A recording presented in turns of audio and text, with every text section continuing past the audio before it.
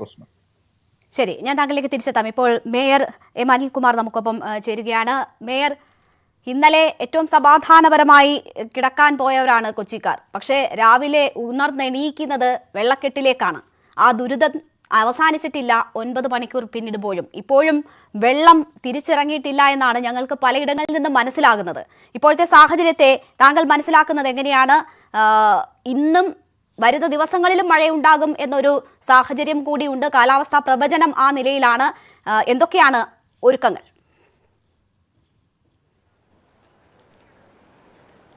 ഇപ്പോ എനിക്ക് മുമ്പ് സംസാരിച്ചത് ആരാണെന്ന് എന്ന് എനിക്ക് കാണാൻ കഴിഞ്ഞില്ല. ശബ്ദം മാത്രമാണ് ഞാൻ കേട്ടത്. മുൻ മേയർ സൗമിനി ജെയിൻ ഉണ്ട്. അദ്ദേഹം പറഞ്ഞ ഒരുപാട് ഗൗരവപ്പെട്ട പ്രശ്നങ്ങൾ ഡോക്ടർ അഭിലാഷാണ് സംസാരിച്ചത്.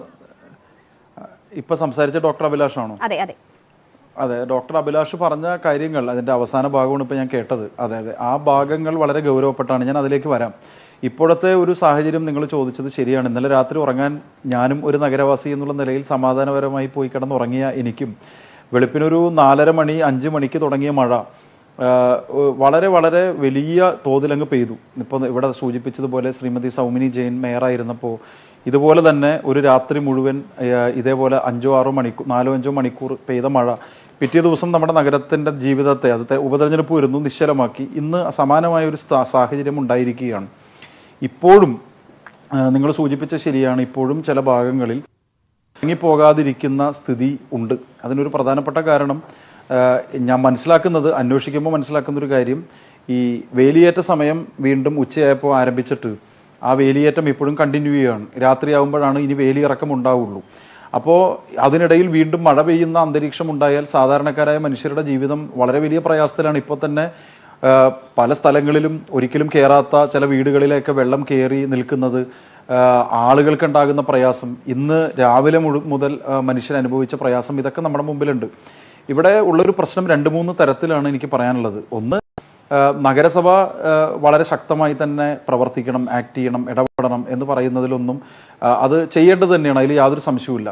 പക്ഷെ നമ്മൾ 2018 ശേഷം കാണുന്ന ഒരു അന്തരീക്ഷം എന്ന് പറയുന്നത് അസാധാരണമായ നമ്മുടെ കാലാവസ്ഥാ മാറ്റത്തിന്റെ വളരെ ഡ്രാസ്റ്റിക്കായ ഒരു മൺസൂൺ ഇന്റർവെൻഷൻസ് വരികയാണ്.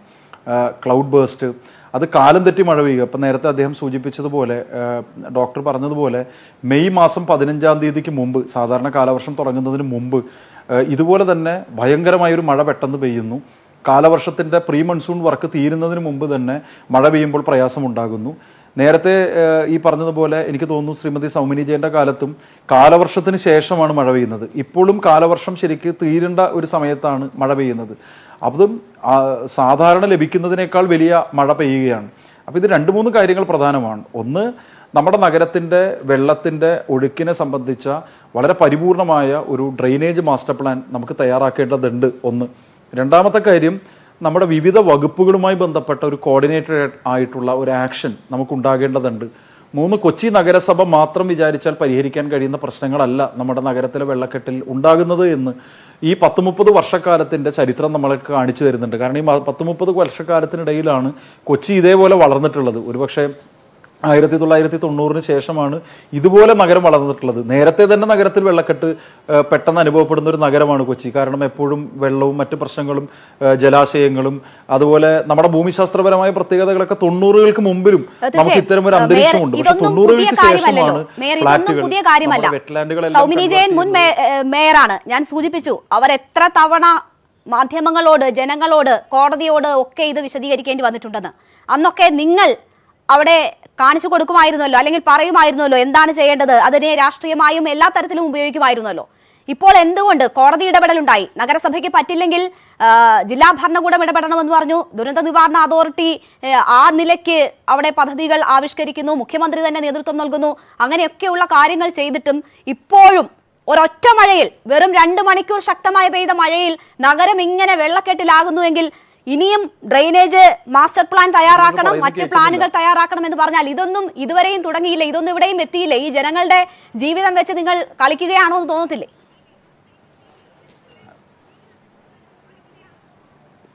അല്ല, ഇങ്ങനെ നിങ്ങൾ പറഞ്ഞാൽ എനിക്കൊന്നും പറയാനില്ല.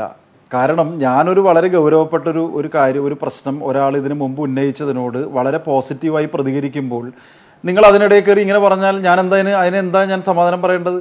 ഞാൻ പറയുന്ന കാര്യം അദ്ദേഹം ഇതിനു മുമ്പ് സൂചിപ്പിച്ച കാര്യം വളരെ പ്രധാനപ്പെട്ട ഒരു കാര്യമാണ് എന്ന് മനസ്സിലാക്കി. അദ്ദേഹം പറഞ്ഞല്ലോ ഇത് വേണ്ടത്ര നിലയിൽ ലോക്കൽ ബോഡികൾ മനസ്സിലാക്കിയിട്ടില്ല എന്ന് പറഞ്ഞപ്പോൾ അദ്ദേഹത്തിന് മനസ്സിലായി കാണും ഈ ലോക്കൽ ബോഡികൾക്ക് ഇത് മനസ്സിലാകുന്നുണ്ട് എന്നത് നാട്ടിലെ ആളുകൾ കേൾക്കണ്ടേ.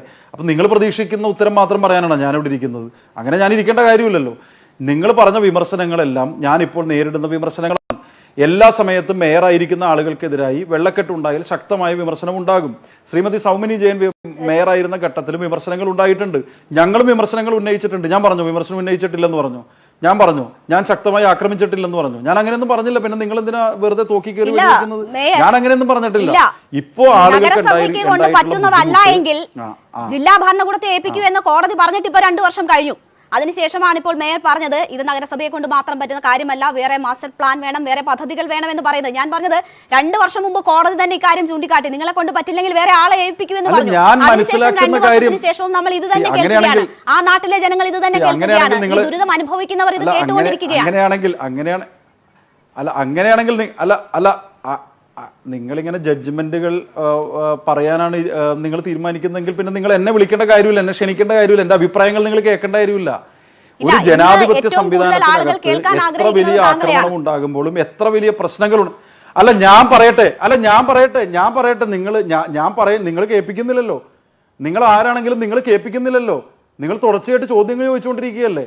ഞാൻ പറയുന്നത് എന്നെ കേൾക്കാനാണ് നിങ്ങളുടെ മാധ്യമം എന്നെ വിളിച്ചിരുന്നെങ്കിൽ ഞാൻ പറയുന്നത് എനിക്ക് കംപ്ലീറ്റ് ചെയ്യാനുള്ള അവസരം തന്നെ. അല്ലാതെ നിങ്ങൾ പറയുന്നത് എത്ര വലിയ വിമർശനത്തിന്റെ ഘട്ടത്തിലാണെങ്കിലും എനിക്ക് പറയാനുള്ള കാര്യങ്ങൾ ഞാൻ പറയും. അതിൽ നിങ്ങൾ അസ്വസ്ഥപ്പെട്ടിട്ട് കാര്യമില്ല. നിങ്ങളത് മുഴുമിപ്പിക്കാൻ സമയം തന്നില്ലെങ്കിൽ ആളുകൾ കാണുകയല്ലേ. എനിക്ക് പറയാനുള്ള സന്ദർഭവും സമയവും നിങ്ങൾ തരണ്ടേ. അതല്ല ഒരു ജനാധിപത്യ മര്യാദ. അതാണ് ഞാൻ പറയുന്നത്. നിങ്ങൾ ഈ പറഞ്ഞ വിമർശനങ്ങളെല്ലാം ശരിയാണ്.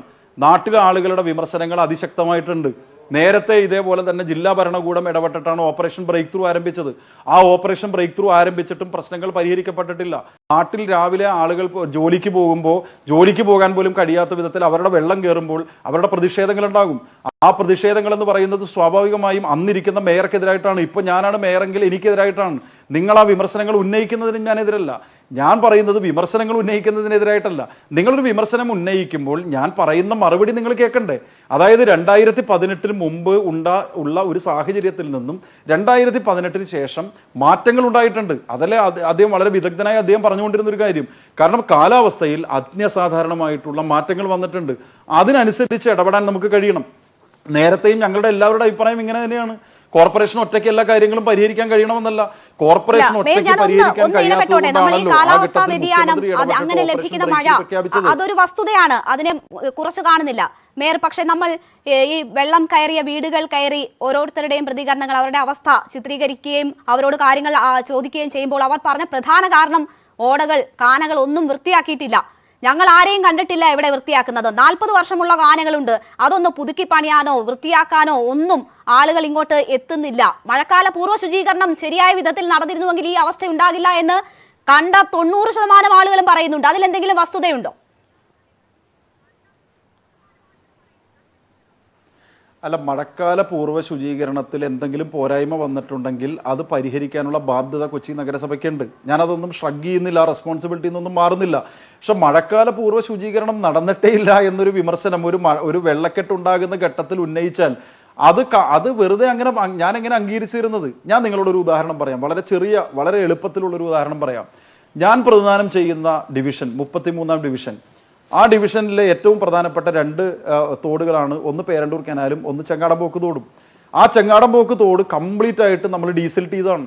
ഡീസിൽട്ട് ചെയ്തതിന് ശേഷം പെയ്ത മഴയിലൊന്നും അവിടെ വെള്ളം കയറിയിരുന്നില്ല. അവിടെ 2-3 കൈത്തോടുകളുണ്ട്. ആ കൈത്തോടുകൾ മുഴുവൻ വൃത്തിയാക്കിയതാണ്. ഇന്ന് എന്റെ ഡിവിഷൻ കഴിഞ്ഞ് UDFന്റെ കൗൺസിലറാണ്. എനിക്കൊരു ബൈറ്റ് ഒരു വീഡിയോ ക്ലിപ്പ് അവർ അയച്ചു തന്നു. കാരണം ഈ വെള്ളം പിന്നീട് അവരുടെ ഡിവിഷനിൽ കൂടെ പോയിട്ടാണ് ചിറ്റൂർ പുഴയിലേക്ക് പോകുന്നത്. അപ്പൊ അവിടെ വെള്ളം വന്ന് തിങ്ങിയപ്പോ അവരാളുകളോട് പറയുന്നത് ഞാൻ കേട്ടുകൊണ്ടിരിക്കുകയാണ്. കാരണം അവർ പറയുന്നുണ്ട് ഞാൻ ഒരു മാസം മുമ്പല്ലേ ഇത് മുഴുവൻ വന്ന് ക്ലീൻ ചെയ്തത്. അപ്പൊ ആള് പറയുന്നുണ്ട് വീണ്ടും പ്ലാസ്റ്റിക് വന്നിരിക്കുന്നു, വീണ്ടും പ്ലാസ്റ്റിക്കും അതുപോലെ തന്നെ പാവലും വന്നിരിക്കുന്നു. അപ്പൊ ഞാൻ പറയുന്നത് കോരിയിട്ടില്ല എന്ന് പറയുന്ന വിമർശനത്തെ എനിക്ക് അംഗീകരിക്കാൻ കഴിയില്ല. കോരിയതിൽ പോരായ്മകൾ ഉണ്ടെങ്കിൽ തീർച്ചയായിട്ടും ആ കോരിയതിൽ ഒരു പോരായ്മ വരാൻ പാടില്ല എന്ന് പറയുന്ന നിങ്ങളുടെ വിമർശനത്തെ ഞാൻ വളരെ വളരെ സതുദ്ദേശപരമായി എടുക്കുന്നു. അതിൽ എന്തെങ്കിലും പോരായ്മ ഉണ്ടെങ്കിൽ അത് വരുന്ന ഇടപെടലുകളുടെ കാര്യത്തിൽ ആ കാര്യങ്ങൾ പരിഹരിക്കാൻ ആവശ്യമായ ഒരു നല്ല ഗൃഹപാഠം കൊച്ചി നഗരസഭ നടത്തുക തന്നെ ചെയ്യും. എനിക്ക് അതിലൊരു തർക്കമില്ല. പക്ഷേ കാനകൾ പോരാത്തത് കൊണ്ടല്ല ഇത്തവണത്തെ വെള്ളക്കെട്ട് പക്ഷേ ഇന്നത്തെ ഒരു സാഹചര്യം കൊച്ചിയിലെ ജനങ്ങളുടെ എത്രയോ ആയിരക്കണക്കിന് ജനങ്ങളുടെ വിഷമം, അവർ അനുഭവിച്ച ദുരന്തം, അവിടെ ആ കാഴ്ചകൾ കണ്ട് ആ സാഹചര്യത്തിൽ നിന്നുള്ള ചോദ്യങ്ങളാണ്. അതുകൊണ്ട് എന്തെങ്കിലും താങ്കൾക്ക് ബുദ്ധിമുട്ടുണ്ടായെങ്കിൽ ക്ഷമിക്കുക. ഞാൻ താങ്കളിലേക്ക് തിരിച്ചു വരാം, ദയവായി തുടരുക. ശ്രീജിത്ത് പണിക്കർ ഇവിടെ ഇല്ല ഞാൻ ഒരു സെക്കൻഡ്